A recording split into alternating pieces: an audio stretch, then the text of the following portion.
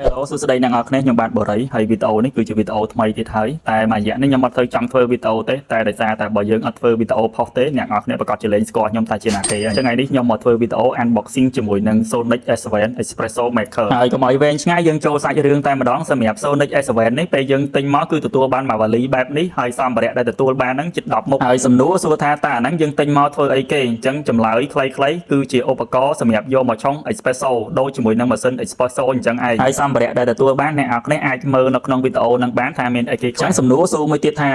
នៅពេលដែលយើងមាន Sonic S7 ហើយតែយើងត្រូវការមានអីខ្លះទៀតដើម្បីអាចឆុងកាហ្វេញ៉ាំបានអញ្ចឹងយើងត្រូវការមានម៉ាស៊ីនកិនគ្រាប់កាហ្វេមួយឬក៏យើងអត់ចង់ប្រើម៉ាស៊ីនកិនគ្រាប់កាហ្វេទេយើងអាចប្រើពួកអា grinder កិនដៃបានដោយយើងពុំចាំបាច់ប្រើអគ្គិសនីហើយយើងមានតែកំសៀវដាំទឹកមួយទៀតមកគឺយើងអាចឆុង espresso ញ៉ាំបានហើយរសជាតិដែលចេញមកពី Sonic S7 នេះអាចនិយាយបានថារសជាតិវាប្រហាក់ប្រហែលជាមួយនឹងម៉ាស៊ីន espresso ដែរអញ្ចឹងសម្រាប់អ្នកដែលចាប់អារម្មណ៍ចង់ធ្វើកាហ្វេបែបញ៉ាំនៅផ្ទះខ្លួនឯងដោយមិនចាំបាច់ទិញម៉ាស៊ីនកាហ្វេយកទៅឆុងអាចសាកមកប្រើ Sonic S7 នេះបាន